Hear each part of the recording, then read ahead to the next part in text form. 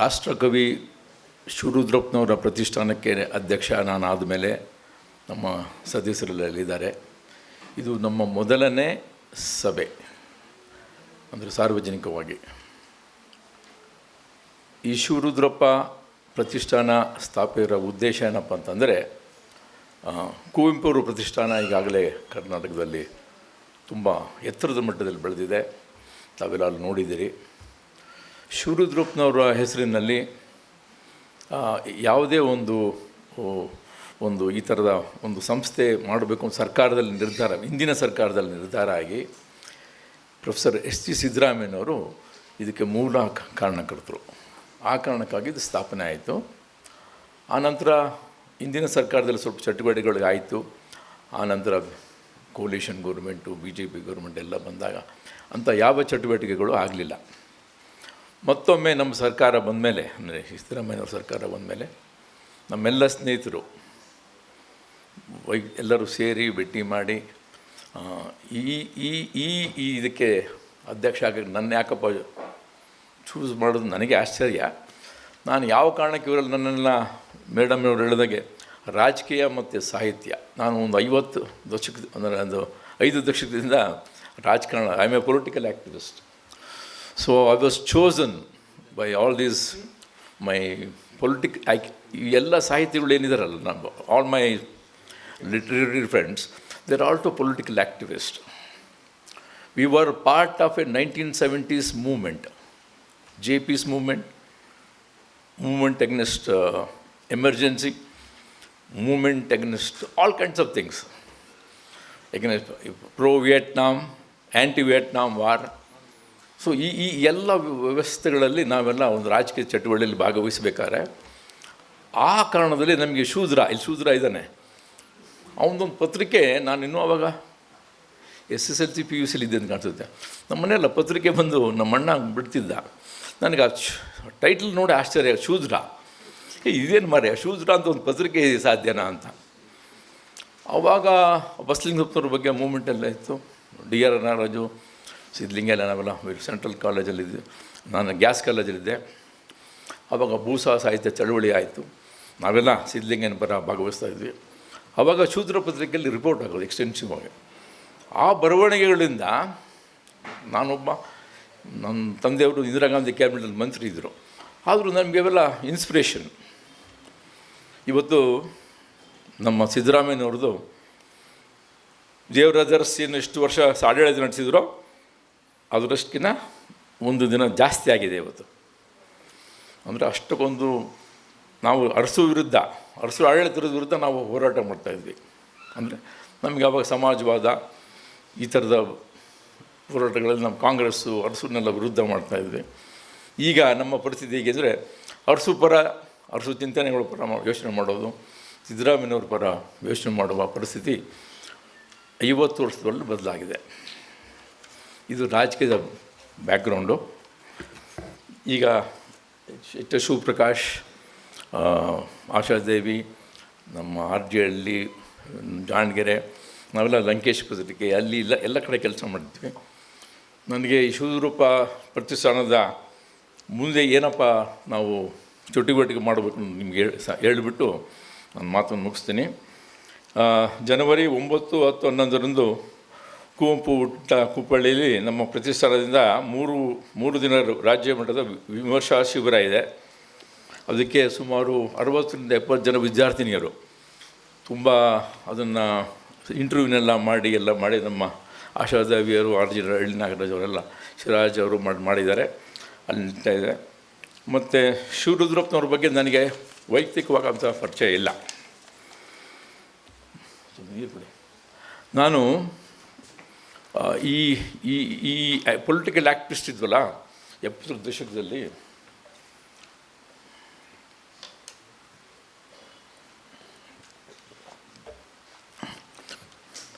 Scooter ತಗೊಂಡು A.K. Gopal ಅಂತ Marxist communist ಪಕ್ಷದ ದೊಡ್ಡ ಲೋಕಸಭಾ ನಾಯಕರು, ಕಾರ್ಮಿಕರ ನಾಯಕರು, ಅವರು ಎಮರ್ಜೆನ್ಸಿಲಿ ಒಂದು ಅದ್ಭುತವಾದ ಭಾಷಣ ಮಾಡಿದರು, ಎಮರ್ಜೆನ್ಸಿ ವಿರುದ್ಧ ಮಾಡಿ. ನಮ್ಮ ಡಾಕ್ಟರ್ ಸಿದ್ಧಲಿಂಗೆ ಅದನ್ನು ಟ್ರಾನ್ಸ್ಲೇಟ್ ಮಾಡಿದ್ದ.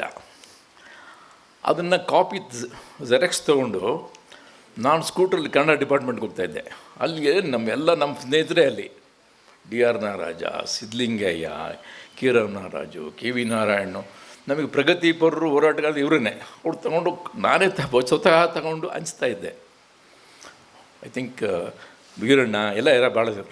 ಅಂದರೆ ನಮಗೆ ರಾಜಕೀಯ ಮತ್ತು ಅಂದರೆ ಕನ್ನಡ ಡಿಪಾರ್ಟ್ಮೆಂಟ್ ಆವಾಗ ಶಿವರುದ್ರಪ್ಪನವರು ಎಲ್ಲ ಜಾತಿಯ ಜನಾಂಗ ಜನನ ರಿಕ್ರೂಟ್ ಮಾಡಿದರು. ಪ್ರಾಬಲಿ ಅವರಿಗೆ ರಿಕ್ರೂಟ್ ಮಾಡೋಕ್ಕೆ ಅಧಿಕಾರ ಇತ್ತು ಅಂತ ಕಾಣಿಸುತ್ತೆ ಅವಾಗ. Probably dose totally different way of recruiting things, ನಂಗೆ ಗೊತ್ತಿಲ್ಲ. ಈಗ ಆ ಥರ ಶಿವರುದ್ರಪ್ಪನವ್ರ ಥರ ಅಧ್ಯಕ್ಷರಾದ್ರೂ ನೀವು ಯಾರನ್ನು ಬೇಕೋ ಟ್ಯಾಲೆಂಟೆಡ್ ಪೀಪಲ್ನ ಮಾಡೋಕ್ಕೆ ತುಂಬ ಕಷ್ಟ ಆಗ್ಬೋದು, ಬಿಕಾಸ್ ಸಿಸ್ಟಮ್ ಎಲ್ಲ ಬದಲಾಗಿದೆ. ಅವಾಗ ಯಾರ್ಯಾರು ನಾನು ಅವಾಗ ಭೇಟಿ ಮಾಡ್ತಾಯಿದ್ದೆ ಅವರು ಮುಂದೆ ಕಿರಮ್ನಾಗ ಎಲ್ಲೋ ಕರ್ನಾಟಕದ ಏನಾದ್ರು ಇತಿಹಾಸದಲ್ಲಿ ರಾಜಕೀಯ, ಸಾಹಿತ್ಯ ಏನಾದ್ರು ಬದಲಾವಣೆ ಮಾಡೋದು ಇವರೇ. ಅಲ್ಲೇನು ಕನ್ನಡ ಡಿಪಾರ್ಟ್ಮೆಂಟ್ನ ಅವತ್ತಿನ ಜನ ಸೃಷ್ಟಿಯಾದರೂ ಅಂತ ಹೇಳೋಕ್ಕಾಗಲ್ಲ. ಅಲ್ಲೇನು ಬೆಳೆದ್ರು ಅವರೇ ಈ ಕರ್ನಾಟಕದನ್ನ ನೆಕ್ಸ್ಟು ಇನ್ನೊಂದು 50-60 ವರ್ಷ ನೋಡಿ, ಆ ಕನ್ನಡ ಡಿಪಾರ್ಟ್ಮೆಂಟಲ್ಲಿ ಯಾರ್ಯಾರಿದ್ರು ಅವರೆಲ್ಲರೂ ಈ ಕರ್ನಾಟಕದ ಒಂದು ಇತಿಹಾಸದಲ್ಲಿ ಬಂದುಬಿಟ್ಟಿದ್ದಾರೆ. ಆ ರೀತಿ ಶಿವರುದ್ರಪ್ಪನವರು ಪ್ರಾಬಲಿ ಅವರಿಗೆ ಒಬ್ಬ ಕವಿ, ಒಬ್ಬ ಬರಹಗಾರ, ಪ್ರೊಫೆಸರ್ ಒಂದೇ ಅಲ್ಲ, ಅವ್ರಿಗೊಂದು ಪೊಲಿಟಿಕಲ್ ವಿಷನ್, ಫ್ಯೂಚರ್ ಗೊತ್ತಿತ್ತು ಅಂತ ಕಾಣಿಸುತ್ತೆ. ಆ ರೀತಿ ಮತ್ತು ಜಾತಿ ಜನಾಂಗಗಳಿದಾವಲ್ಲ, ಪ್ರಾಬಲಿ ಸಿದ್ಧಲಿಂಗಯ್ಯನಂಥವ್ರದವರು, ಕಂಬಾರ ಅಂಥವ್ರು, ಸಣ್ಣ ಕಮ್ಯುನಿಟಿಯವರು, ದಲಿತರು, ಈ ಥರದನ್ನ ತಗೋಬೇಕು. ಮುಸ್ಲಿಮ್ರ ಬಗ್ಗೆ ಯಾರಿದ್ರು ನನಗೆ ಅಷ್ಟು ಜ್ಞಾಪಕ ಇಲ್ಲ. ಆ ರೀತಿ ಅವ್ರು ರಿಕ್ರೂಟ್ಮೆಂಟ್ ಮಾಡ್ತಾಯಿದ್ರು. ಪ್ರಾಬಲಿ ರಿಕ್ರೂಟ್ಮೆಂಟ್ ಮಾಡಿದ್ರು, ಅವ್ರಿಗೆ ಆಪರ್ಚುನಿಟಿ ಕೊಟ್ಟಿದ್ದರು. ಅಂಥ ಮಹಾನ್ ವ್ಯಕ್ತಿ. ನಾನೇನು ಅವ್ರನ್ನ ವ್ಯಕ್ತಿಗಿಂತ ಭೇಟಿ ಮಾಡ್ತಿರಲಿಲ್ಲ, ಅವ್ರು ಅಲ್ಲಿ ಇರ್ತಿದ್ರು, ನಾನೇನು ಅವ್ರ ಹತ್ರ ಹೋಗಿದ್ದು ಭೇಟಿ ಮಾಡಿರಲಿಲ್ಲ. ಆ ಬ್ಯಾಕ್ಗ್ರೌಂಡಲ್ಲಿ ಬಂದು ಆ ರೀತಿಯಲ್ಲಿ ಬಂದ ನನ್ನಂಥವನಿಗೆ ಪ್ರಾಬಲಿ ಇವರೇ ಎಲ್ಲರೂ ಸೇರಿ ಮುಖ್ಯಮಂತ್ರಿಗಳ ಹತ್ರ ಹೋಗಿ ಕನ್ನಡ ಡಿಪಾರ್ಟ್ಮೆಂಟ್ ಚೀಫ್ ಮಿನಿಸ್ಟರ್ ಮಂತ್ರಿಗಳ ಹತ್ರ ಹೋಗಿ ನನ್ನ ಅಧ್ಯಕ್ಷನ ಮಾಡಿದ್ದಾರೆ. ಇದ್ರ ಉದ್ದೇಶ ಏನಪ್ಪ ಅಂತಂದರೆ ಇದ್ರ ಬಗ್ಗೆ ಏನೋ ಒಂದು ಒಳ್ಳೆಯದು ಕಟ್ಟೋದು. ಈಗ ಸದ್ಯಕ್ಕೆ ನಮಗೆ ಒಂದು ಜಯನಗರದ 8th ಫೇಸಲ್ಲೆಲ್ಲ ಒಂದು 100x100 ಒಂದು ಸೈಟ್ ಇದೆ, ತುಂಬ ದೊಡ್ಡ ಸೈಟ್ ಇದೆ. ಅದು ಅನ್ಫಾರ್ಚುನೇಟ್ಲಿ ಏನೂ ಮಾಡೋಕ್ಕಾಗದಲ್ಲೇ ಅದು ನೆನೆಗುದಿ ಬಿದ್ದಿದೆ.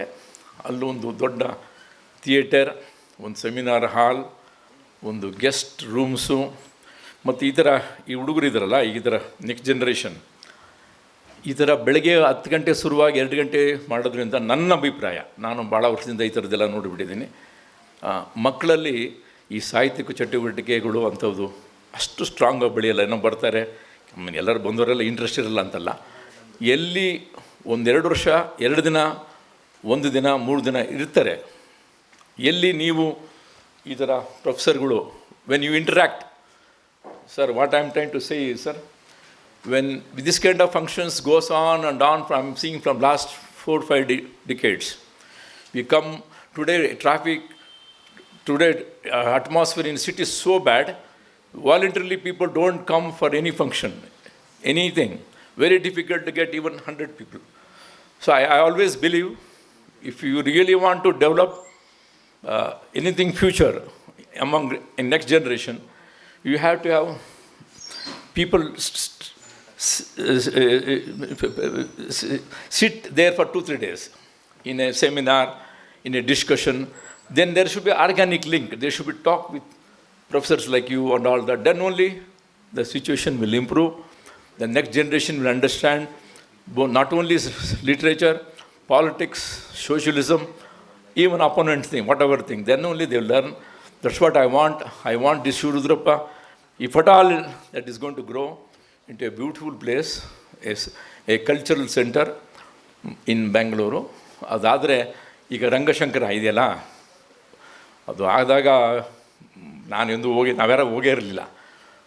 Anybody likes it or not, after Shashi Kapoor's Prithvi theatre, probably one of the greatest thing is happened is Rangashankara. 365 days theatre activities ಇದೆ. ಸೊ ನಾವೇನಾದ್ರು ಶಿವರೂಪನ ಹೆಸರಲ್ಲಿ ಮಾಡಬೇಕು ಅಂತ ಅಂದ್ಕೊಂಡಿದ್ದೀವಿ. ಇನ್ನೊಂದು ರಂಗಶಂಕರ ಆಗಬೇಕು. 365 days ನಾಟಕಗಳು ನಡೀಬೇಕು, ಮಕ್ಕಳು ಬರಬೇಕು, ಸೆಮಿನಾರ್ಗಳು ನಡೀಬೇಕು. ಇದ್ರದ್ದಾಗಲು ಒಂದು 5-6 ಕೋಟಿನಾರು ಬೇಕು. ಈ ಸರಿ ಸಿದ್ದರಾಮಯ್ಯವ್ರಿಗೆ ನಾವೆಲ್ಲ ಡಿಸೈಡ್ ಮಾಡಿ ಹೋಗಿ ಕೇಳೋಣ ಅಂತಿದ್ವಿ. ಕೊಟ್ಟರೆ ಅದೆಲ್ಲ ಆಗುತ್ತೆ ನಮ್ಮ ಕನಸು. ಇಷ್ಟನ್ನು ಹೇಳಿ ನಾವು ಎಲ್ಲ ಬಂದು ಭಾಗವಹಿಸೋದಕ್ಕೆ ಥ್ಯಾಂಕ್ ಯು ಸರ್.